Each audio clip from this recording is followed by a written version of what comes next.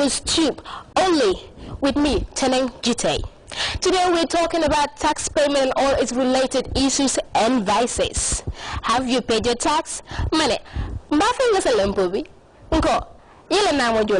your answer is yes, good. If no, they're coming for you. This is where we talk about your tax issues, and we are teaming up with GRA. Here we have Commissioner of Domestic Taxes, Esa Jallo, to tell us all about tax payment, who pay tax, where your money goes to, and why you need to pay tax. In fact, all the information you need is right here on this video.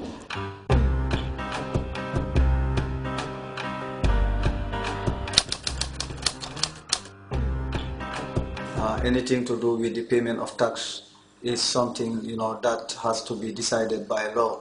So who pays tax, how they are going to pay the taxes, all these things, have to be decided by law. So that is why we operate on the basis of the law, and the law will prescribe who pays tax and what are the different types of taxes which exist in the country.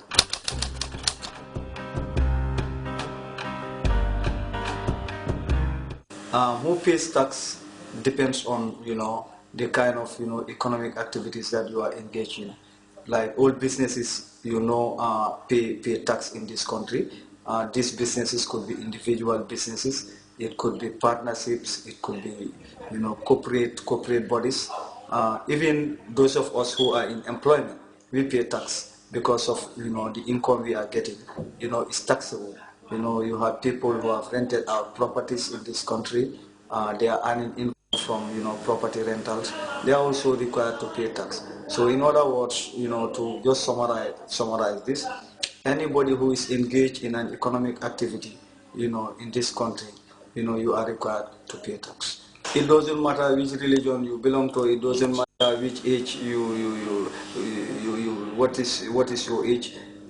Tax does not look at gender. It does not look at religion.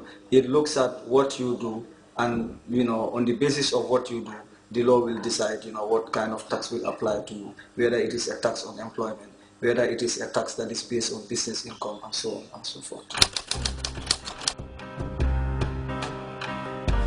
It is very important that people pay tax, because every government needs revenue to be able to provide public services, and let me say public goods and services, because we all see roads. We want to drive the best cars, but imagine you buy your best car and you don't have a road, you don't have good roads. So which means that no matter how good your car is, after 1 year, your maintenance costs will start increasing, and also it will affect the durability of your car. The other thing is, if you are sick, you want to go to a hospital, you want to find doctors there, you want to find medicine there. Also, you need security for your property. Therefore, you need the police. You need the army. And for all the civil servants, all the people who work in government offices, providing public services, they are all paid. Their salaries are paid from the taxes, that are being mobilized, by the country. That is why, it is very, it is criminal, it is illegal, for anybody, to engage in tax evasion, because that's the quickest way of crippling economies. If you fail to pay tax, you can be taken to court, you can be prosecuted, and it can even attract a jail time. Welcome back from that. Yes, we did make some money from there. That's GRA talking about tax, and pay your taxes and pay them on time, please. Okay, we also have Miss Asiatu Sambu from Faculty of Law, and also the Law Students Association, and also Peter Mendy from the same place, to talk about the law clinic and the mooting competition that has been going on for some time now. But first of all, let's talk about the mooting, the law clinic, right? Briefly, tell us the concept of the law clinic.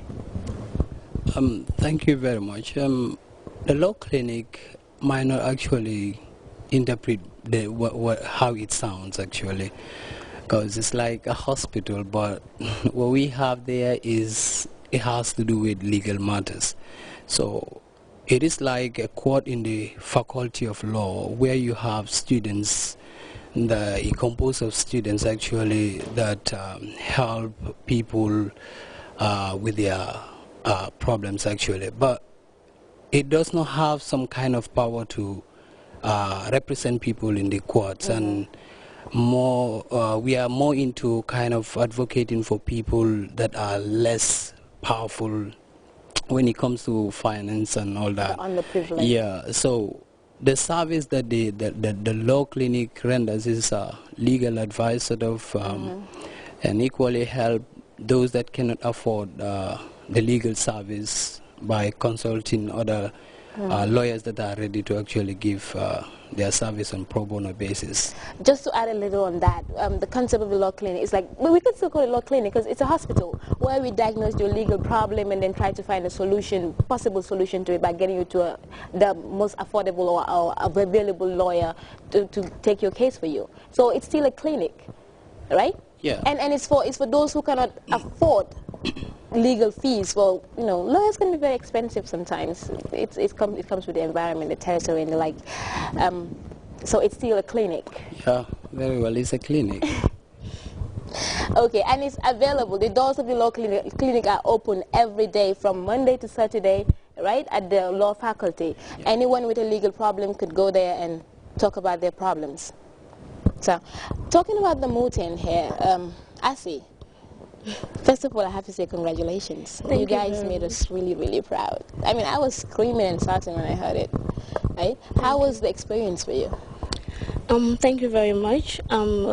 With regards to the mooting, I think it's a plus for the University of the Gambia in general and the Faculty of Law in particular. The whole mooting thing started 3 years ago when the University of the Gambia was represented in the international level. Last year when we went for the competition, I'm proud to say that out of 76 universities in Africa, the Gambia emerged 11th position, and with an average of 74.6. And this year, the whole mooting thing has gone to another level by taking the flag of the University of the Gambia to a higher height by coming out third position out of 46 universities. I must say, when it comes to the issue of mooting and the Gambia University, with its collaboration with the international level, the University of the Gambia is a force to reckon with all other international universities in the world. Yeah. Okay, I'm sure someone out there is watching, going, hearing mooting, but doesn't know what the concept of mooting or the idea of mooting is all about. Can you just briefly explain what mooting is? Very well. Well, mooting is all about showcasing what we are taught at the law faculty, because we believe as law students we are taught to advocate for our clients out there, to represent them in the court system. So that's what we showcase in a form of a court session. A dumb court. Yeah, where we have a hypothetical case, and then as students we act as lawyers and give representation to as per the hypothetical case, and then the judges who are renowned judges in the international level will come up with decisions as our performance with regard to our participation when it comes to advocacy. So mooting is all about legal practice as the lawyers perform in the courtrooms. Okay, so we had the likes of Busubako Tosawo and Louisa and Henrietta. Louisa and Taji, Henrietta Ekefre. And the first team that went to the mooting was Peter himself, Peter Kirmendi and Satang Nabane, and they did tremendously well. Then I went with Musubako Tosaho, and this team this year is Louisa Ntaji and Henrietta Ekefre. They also did amazingly well because they came out third position. It's a plus for the University of the Gambia, and we are all happy, not only as law students, but I think the entire Gambian community is also happy for the achievement rendered towards the realization of international awards when it comes in the areas of mooting and other international activities. And it also shows that we have upcoming lawyers that are forces to be reckoned with. Very well. Exactly. So Peter, comparing the University of the Gambia and other universities, the law faculty per se, as young as it is, how do you think the competition was like for you during your time as the first people to go? Yeah, it was really challenging because the concept that we had was, okay, we're going to have an encounter with great universities in Africa and within the sub-region, but it is never a factor that actually weighs us down when it comes to the confidence and all that, because we think we have these stuff, and that is what we actually manifested. And